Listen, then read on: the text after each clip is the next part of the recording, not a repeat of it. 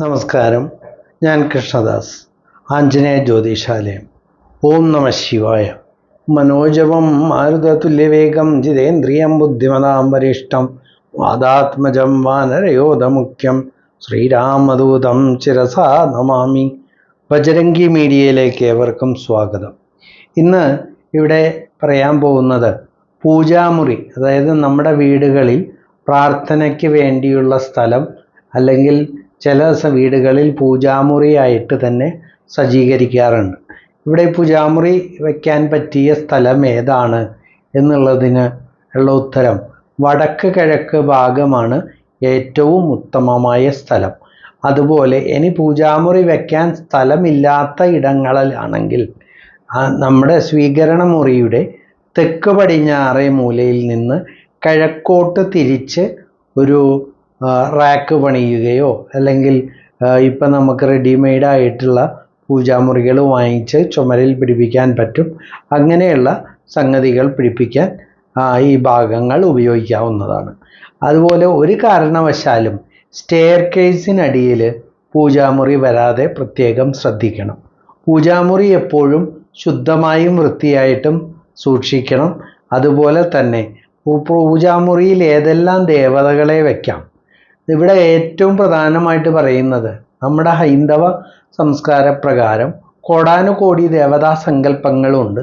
അതുപോലെ തന്നെ അവനവൻ്റെ പരദേവത, കുലദേവത എന്ന് പറയുന്ന സങ്കല്പങ്ങളുമുണ്ട്. അപ്പോൾ അതിനനുസരിച്ച് നമ്മൾക്ക് നമ്മുടെ ഇഷ്ടദേവൻ ആരാണോ ആ ദേവനാണ് പ്രധാന ദേവതയായിട്ട് നമ്മുടെ പൂജാമുറിയിൽ വയ്ക്കേണ്ടത്.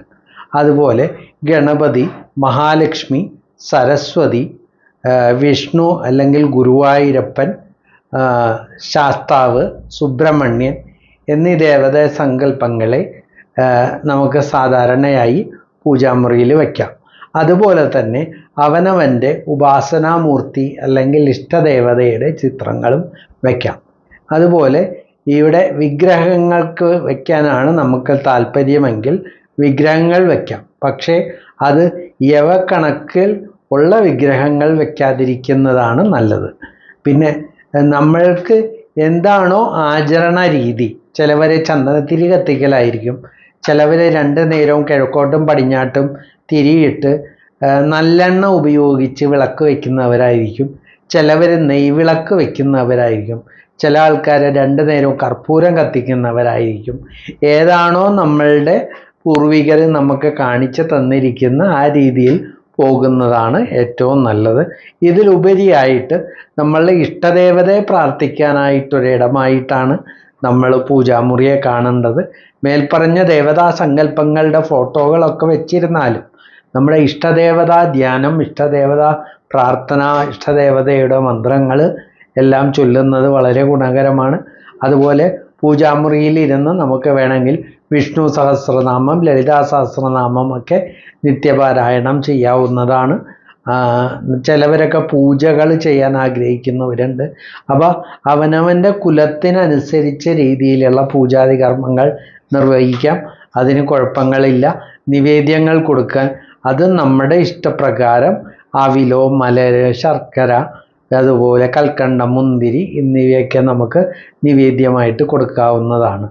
അപ്പോൾ ഇന്ന ദൈവങ്ങളെ വയ്ക്കാൻ പാടില്ല, ഇന്ന ദൈവങ്ങളെ മാത്രമേ വയ്ക്കാൻ പാടൂ എന്ന് പലയിടത്തും പറഞ്ഞു കേട്ടിട്ടുണ്ട്. പക്ഷേ ഇവിടെ അതിലുപരി ചിലവർക്ക് ഇപ്പോൾ നരസിംഹ ഉപാസകന് നരസിംഹമൂർത്തിയായിരിക്കും പെട്ടെന്ന് പ്രാർത്ഥിക്കാൻ പറ്റുന്നത്. അപ്പോൾ നരസിംഹത്തിൻ്റെ ഒരു ഫോട്ടോ വെച്ച് പ്രാർത്ഥിക്കുന്നതിൽ കുഴപ്പമില്ല. ഹനുമാൻ സ്വാമിയെ പ്രാർത്ഥിക്കുന്നവർക്ക് ഹനുമാൻ്റെ ഫോട്ടോയോ വിഗ്രഹമോ വെച്ച് പ്രാർത്ഥിക്കുന്നതിൽ കുഴപ്പമില്ല. ചാത്തൻ സ്വാമിയാണെങ്കിൽ ചാത്തൻ സ്വാമിയുടെ ഫോട്ടോ വെച്ച് പൂജിക്കുന്നതിൽ കുഴപ്പമില്ല. ശാസ്താവാണെങ്കിൽ ശാസ്താവിൻ്റെ വെക്കുന്നതിൽ കുഴപ്പമില്ല. അപ്പോൾ നമ്മൾക്ക് അനുയോജ്യമായിട്ടും നമ്മൾക്ക് വളരെ മനസ്സിന് ശാന്തതയും തൃപ്തിയും കിട്ടുന്ന രീതിയിൽ നമ്മളുടേതായ രീതിയിലുള്ള ആരാധനകൾ വളരെ ലളിതമായ രീതിയിൽ ചെയ്തു പോരാവുന്നതാണ്. അതിലൂടെ കാലക്രമേണ കുടുംബത്തിൽ ഐശ്വര്യവും അഭിവൃദ്ധിയും വരും. ഇവിടെ ശ്രദ്ധിക്കേണ്ട ഒരു കാര്യം, നമ്മൾ തുടക്കത്തിൽ എന്താണോ ചെയ്യുന്നത് അത് തന്നെ തുടർന്നു കൊണ്ടുപോവുക. അത് കൂട്ടും വേണ്ട, കുറയ്ക്കും വേണ്ട. വെറുതെ വിളക്ക് കത്തിക്കുകയാണെങ്കിൽ വെറുതെ വിളക്ക് കത്തിക്കുക, ചന്ദനത്തിരിയാണ് കത്തിക്കണേ, ചന്ദനത്തിരി കത്തിക്കുക, നമ്മുടെ യുക്തിക്കനുസരിച്ച് കൊണ്ടുപോവുക. വീട് പൂജാമുറി ഒരിക്കലും ഒരു ക്ഷേത്രമല്ല എന്നുള്ള സങ്കല്പത്തോടു കൂടി ആചരിക്കുക. കാരണം സ്ത്രീകൾക്ക് അശുദ്ധിയുള്ള സമയം ഉണ്ടാവും. നമ്മൾ എല്ലാവരും സസ്യഭുക്കുകളായിരിക്കില്ല, നോൺ വെജിറ്റേറിയൻ കഴിക്കുന്ന ആളുകളായിരിക്കും.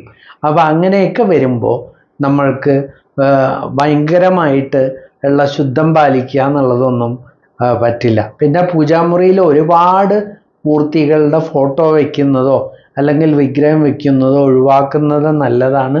ഒരേ മൂർത്തികളുടെ വിഗ്രഹം മാക്സിമം 2 വിഗ്രഹം, അതിൽ കൂടുതൽ നമ്മൾ വയ്ക്കാതിരിക്കാൻ പ്രത്യേകം ശ്രദ്ധിക്കണം. കൂടുതൽ ഫോട്ടോകൾ തിക്കി തിരക്കി വെക്കേണ്ട യാതൊരു ആവശ്യവുമില്ല. നമ്മുടെ പ്രാർത്ഥന സത്യസന്ധമാണെങ്കിൽ ഉറപ്പായിട്ടും നമുക്ക് ഗുണഫലം കിട്ടും. നമ്മൾ ചെയ്യുന്ന എല്ലാ പ്രവൃത്തിയും ഭഗവാന്റെ അനുഗ്രഹം കൊണ്ട് നന്നാവും എന്നുള്ളത് പറഞ്ഞുകൊണ്ട് ഇവിടെ നിർത്തുന്നു. നന്ദി, നമസ്കാരം.